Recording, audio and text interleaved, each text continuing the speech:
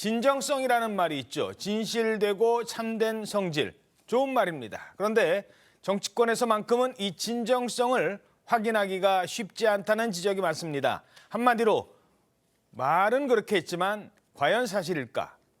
요즘 민주당에서 이재명 대표의 발언을 두고 특히 이 발언을 두고 진짜 그런 진정성에서 나오는 얘기인가를 의심하는 분들이 많다고 합니다. 어떤 말일까요?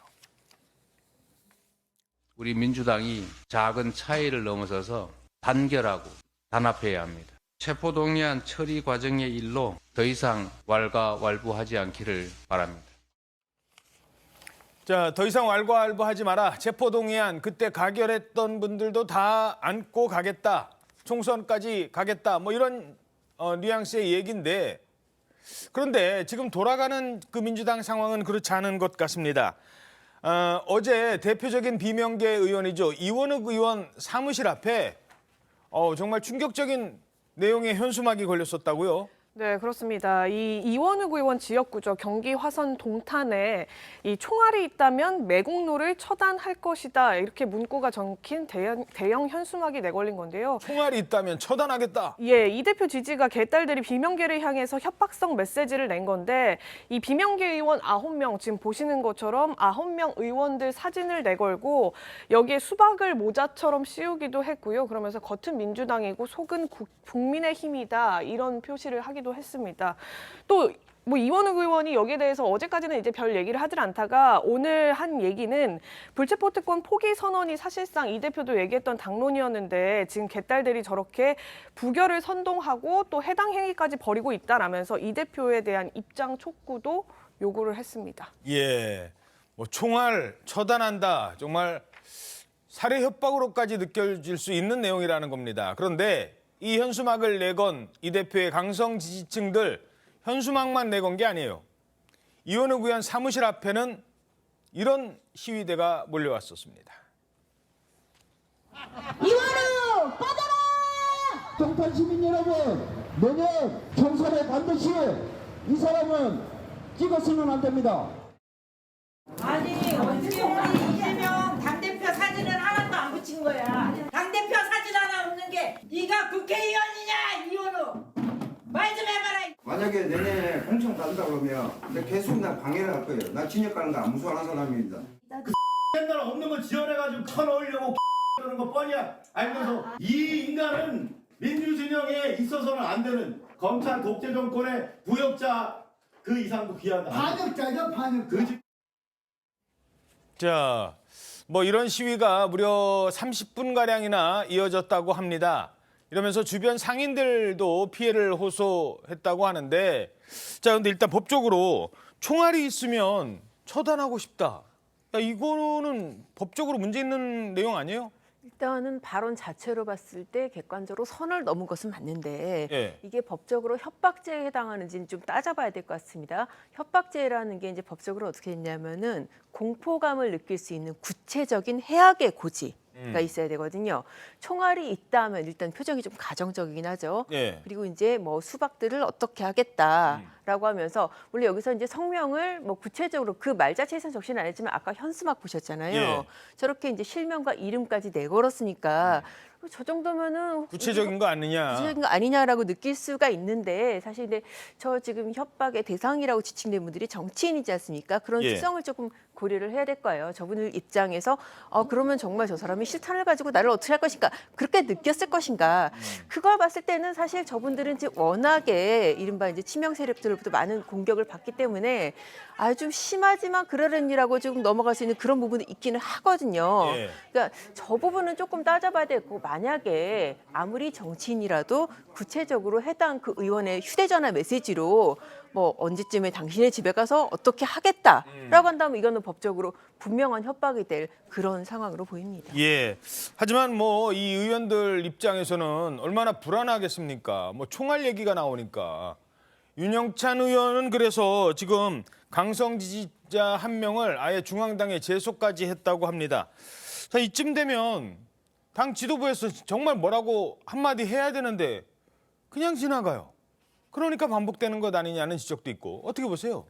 그러니까 진정성을 의심받는 거죠. 왜냐하면은 지금 지난 강서구청장 보궐선거 이후에 완전히 지금 이재명 그 단일 체제로 완전히 지금 대오가 형성이 됐음에도 불구하고 지금 친명 개딸들에 의해서 이런 식의 거의 협박 수준 아닙니까? 당사자들은 아마 엄청난 압박감의 신변 위협을 느낄 것 같습니다. 예. 그런데 그런 거의 이재명의 민주당이라고 할 수 있는 그 정당에서 이런 식의 어떤 포갑이 행해짐에도 불구하고 아무 제재라든지 해결책이 제시되지 않는다라는 것이 정말 이해가 되지 않습니다. 그렇기 때문에 당대표는 왈가왈부하지 말라고 하고 그다음에 몇몇 정치인이라든지 또는 실질적으로 이런 당원들이 가동이 돼가지고 계속해서 비명계들을 압박하는 것이 아닌가. 왜냐하면은 문재인 정권 하에서도 소위 문파 내지는 문빠라고도 하고 더 심한 용어가 있었고 그들의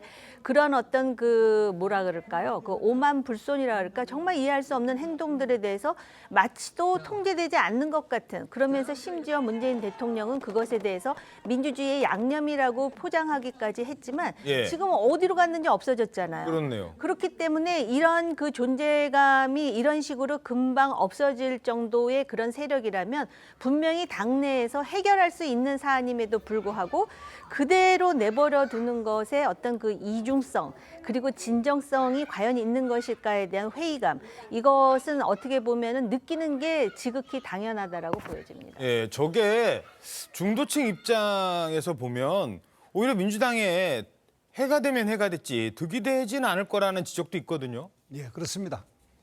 가슴이 너무 뜨거우면 상대를 이롭게 합니다.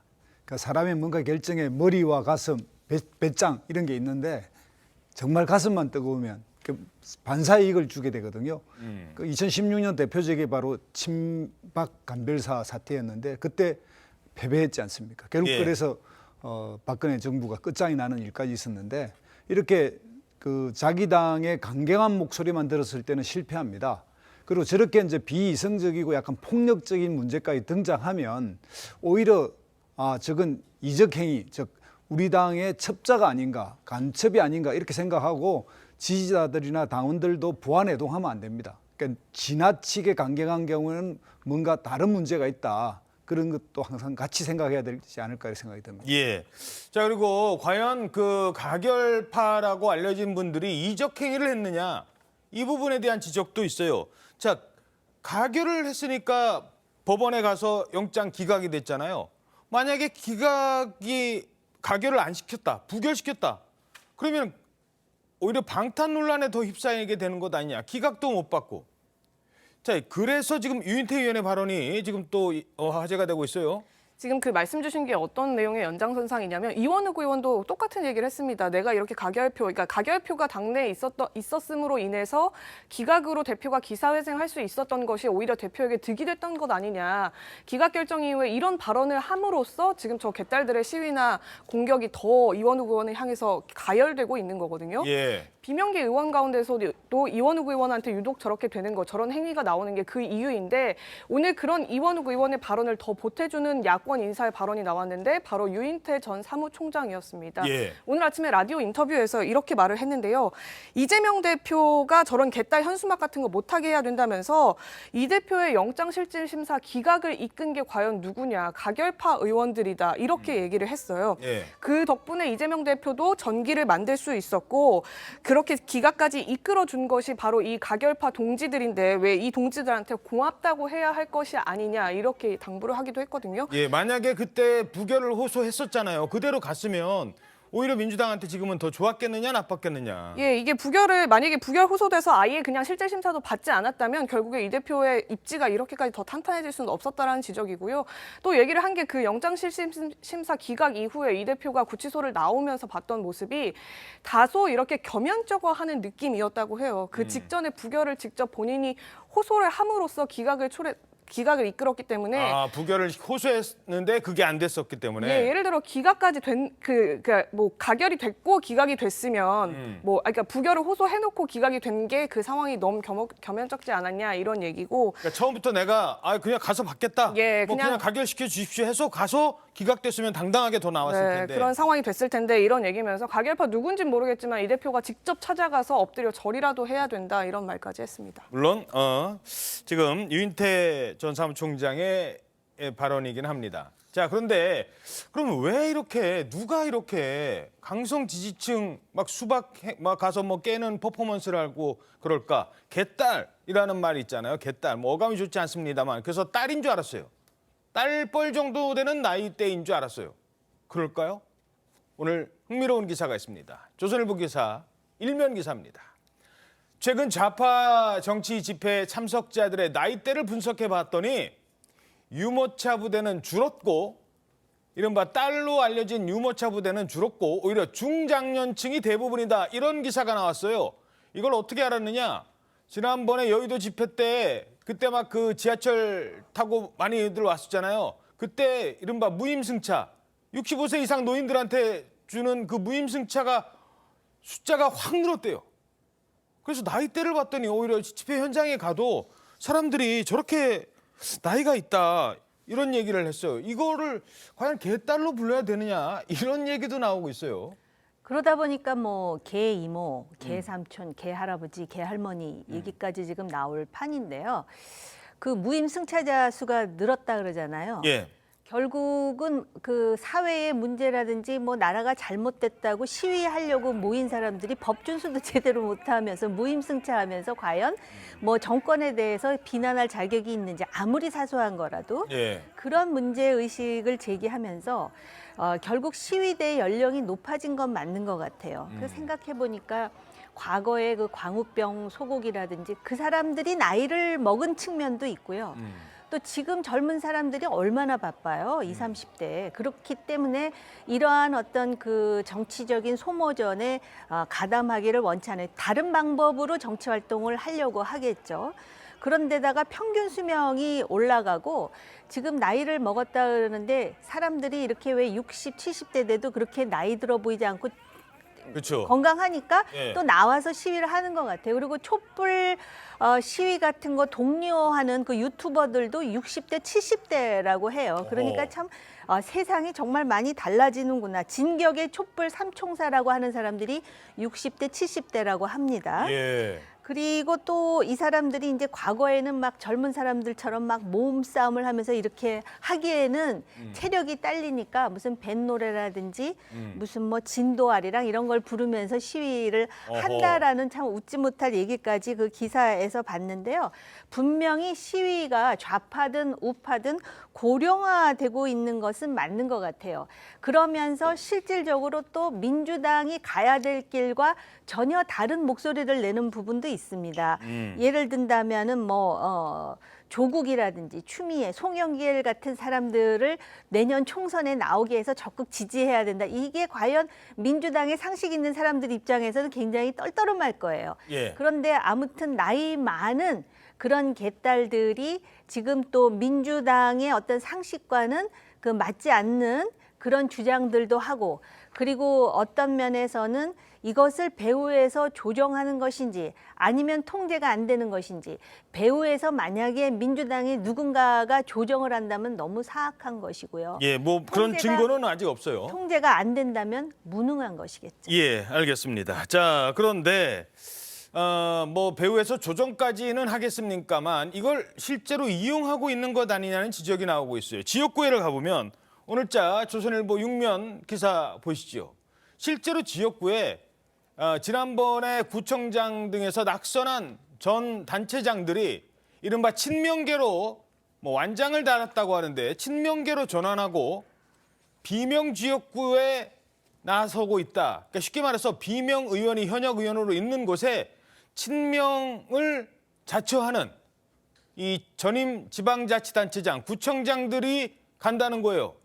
근데 뭐 이 중에는 글쎄 과연 친명인가 싶은 분들도 있어요. 이낙연 전 대표 보좌관 출신도 저기 있는데 뭐 특별하게 누구라고 좀 말씀드리긴 뭐합니다만 그래서 과연 저분들이 친명이냐도 뭐 문제입니다만 친명을 내세우면서 이제 나 이쪽 갈래. 여기 한번 도전장 던져볼래. 뭐 이런 얘기가 나온다는 거잖아요. 자, 최주영 기자, 이 부분은 어떻게 지금 파악되고 있습니까? 저게요, 지금 원외 인사들 가운데는 대부분 공천, 이제 총선을 준비하는 원외 인사들은 대부분 친명을 호소하는 분들이 많습니다. 말씀 주신 것처럼 정말 저분이 친명, 그러니까 이재명 대표 쪽에서 오래 일했던 분들이냐, 이 부분을 정말 객관적으로 따져본다면 다소 이해가 안 가는 부분들도 있는데 예. 어쨌든 지금 영장 기각 이후에 이재명 대표 체제로 총선을 치르겠다라고 하는 게 결정이 된 마당이기 때문에 원외 인사들 사이에서는 당연히 그런 면모를 보여야 되는 것이죠. 그래서 그 결집력을 더 키우겠다 이런 차원에서 지금 저런 모임도 생겨난 거예요. 아예 이제 모임까지 있는 거예요. 예, 그러니까 원래는 더민주혁신회의라는 별도의 강경파 원외 인사들 모임이 있었는데 그 외에 또 별도로 구청장 출신, 그러니까 지역에서 오래 활동을 해온 원외 인사들이 따로 외부 조직을 만들어서 지금 공천의 단체로 도전을 한다, 뭐 이런 취지로 지금 공세를 하는 거거든요. 예. 그래서 지금 저기 지금 원래는 더민주혁신회의라고 강성파 그룹에서 좌장격으로 꼽혔던 김우영 전 구청장 같은 경우에도 지금 구청장끼리 모인 원외 모임으로 이적을 하겠다 이렇게까지 지금 나오면서 프레이밍화 하는데 혈안이 돼 있을 만큼 지금 친명계 원외 조직을 둘러싼 이제 각종 이제 시나리오들도 나오고 있고요. 어허. 어느 지역구에 어떻게 도전장을 내느냐도 지금 관건으로 떠오르고 있습니다. 그러니까 이 원외들의 어떤 스피커 역할을 지금 개딸들이 앞장서서 욕 먹어가면서 다 하고, 뭐 우리는 하지 말라고 했는데 계속 하시네. 근데 공천은 제가 받아야겠습니다. 이런 상황이 되면 나중에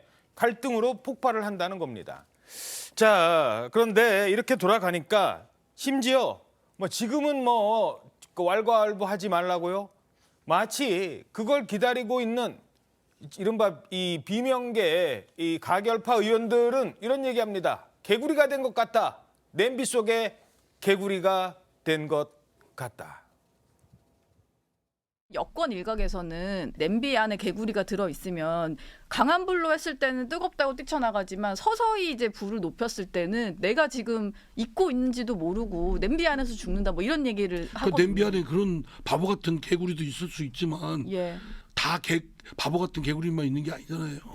다 산전수전 겪었고 선수들인데 예. 그 상대의 수를 못 읽겠어요. 그 정도는 어중간하게 왈가왈부하지 맙시다. 그거를 그냥 이 사슴놀이처럼 또는 아까 냄비 속에 개구리처럼 서서히 해서 그 하겠다. 네. 뭐 이렇게 제거하겠다. 이런 걸 뭐 상대는 못 읽나요? 알지. 자, 언젠간 가만히 있지 않을 것이다. 어떻게 전망하십니까? 일단 뭐 지금 현재 경선과 그다음에 공천 이 과정이 남아 있는데 시간이 좀 많이 남아 있는 편이고요. 또 당의 지지율이 상당히 이제 민주당이 어떤 여론조사에서 꽤 높게 나오고 있는데 이런 상황에서 이제 분당이나 이런 거 쉽지 않고 집단적으로 또 이렇게 어떤 지금 구심이 있는 건 아닙니다. 그런데 이제 대체로 민주당 내에서 뭐 수박이나 이렇게 가결 5인방 뭐 이런 식으로 해서 조금 몇 사람이 이제 카테고리가 돼 있지만 그들이 같이 움직일 것도 아니고요. 예. 그리고 오늘 지금 계속 이야기하는 냄비 안의 개구리는 과학적으로는 전혀 사실과 아니라는 것.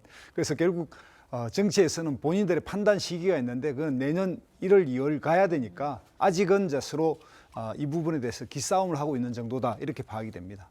예.